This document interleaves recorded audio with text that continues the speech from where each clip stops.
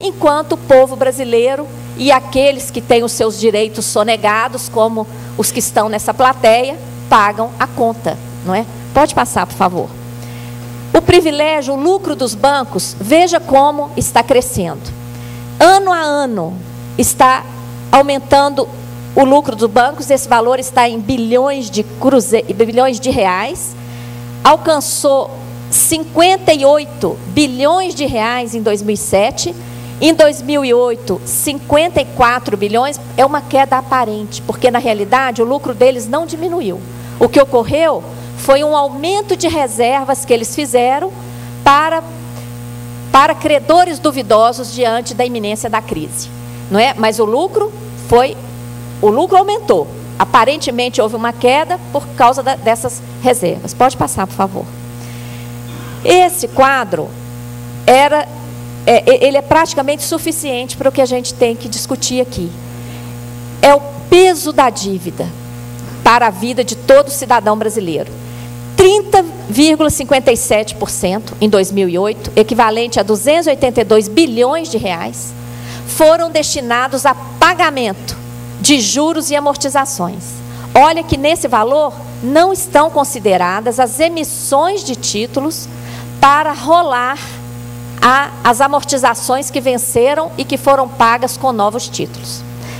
Enquanto para a dívida foram 30%, para a educação, vocês podem, se não estiver dando para enxergar aqui, vocês têm aí no panfleto, para a educação, 2,57%.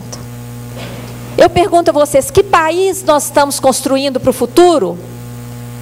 Pagando 30% do nosso orçamento, destinando 30% do nosso orçamento para juros e 2,5% para a educação.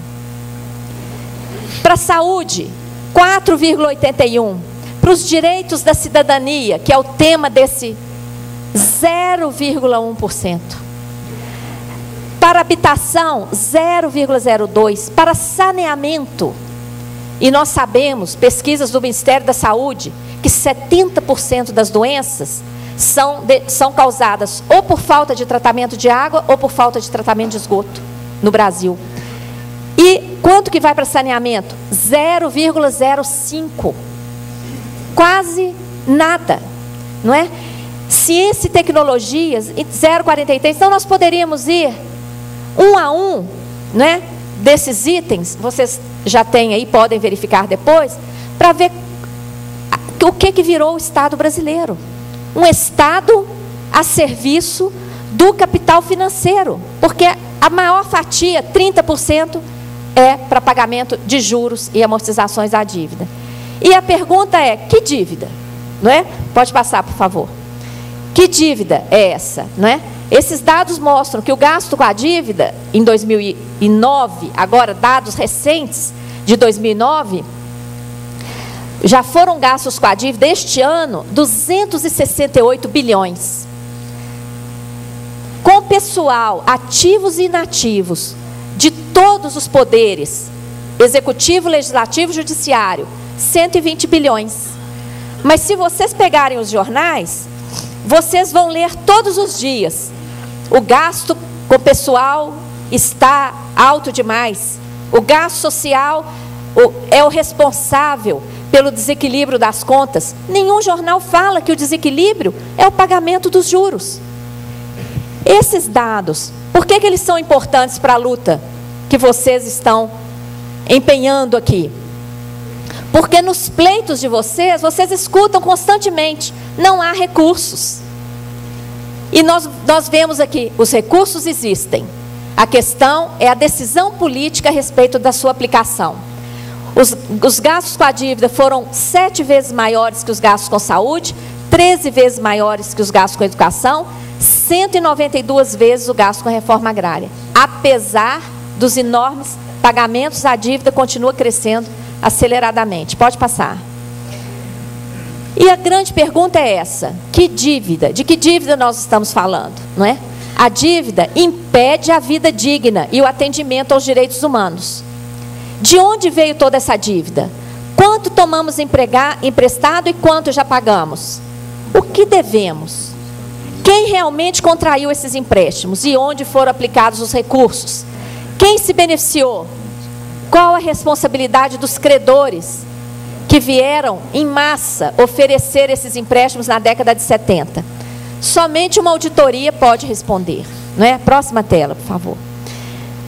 A auditoria está prevista na nossa Constituição, como o deputado Dornelas falou, e até hoje ela não foi realizada. Então, desde 2000, foi criado o movimento da auditoria cidadã da dívida. Uma auditoria feita por cidadãos que procura exatamente levantar esses dados, informações que vocês não vão encontrar nos jornais, não é? Então, esse movimento nasceu do plebiscito, os nossos resultados nós sempre publicamos e também na nossa página, que está aí, o endereço está aí neste panfleto que vocês receberam. Próxima tela, por favor. Uma das grandes vitórias, né, do nosso movimento foi a criação dessa atual CPI da dívida. Isso foi fruto de muita articulação das entidades que apoiam a auditoria cidadã.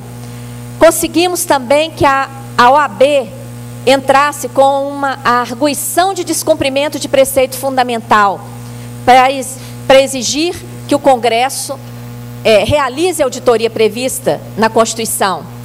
E, na prática, a nossa principal vitória foi participar da auditoria oficial da dívida equatoriana. Pode passar. No ano passado, aliás, em 2007, o governo do Equador criou uma comissão para fazer a auditoria da dívida pública deles, interna e externa. Organizou essa comissão de uma forma a efetivamente ter acesso aos documentos, porque uma auditoria só existe com acesso a documento, não é? O Equador deu uma lição de soberania ao mundo. Apesar de ser um país geograficamente pequeno, ele deu mostra da sua grandeza, do seu conhecimento, de sua condição de nação, de levantar a cabeça, investigar, permitir que as ilegitimidades fossem apuradas e documentadas. Porque a diferença de um relatório de auditoria é que aquele texto não é opinião de ninguém, é uma constatação a partir de documentos comprovados, não é? O Equador provou a viabilidade política da auditoria e mais, uma auditoria aberta à participação da sociedade civil. Eu tive a honra de ser convocada pelo presidente do Equador para ir lá ajudar nas investigações, da mesma forma que outros 5 estrangeiros. Pode passar, por favor. Quais foram as constatações principais lá no Equador?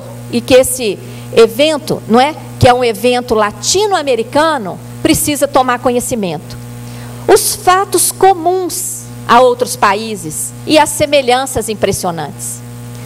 Ao ver os contratos de endividamento, a sequência do crescimento da dívida, os mecanismos utilizados, eu falava assim, está parecendo que eu estou estudando os documentos brasileiros.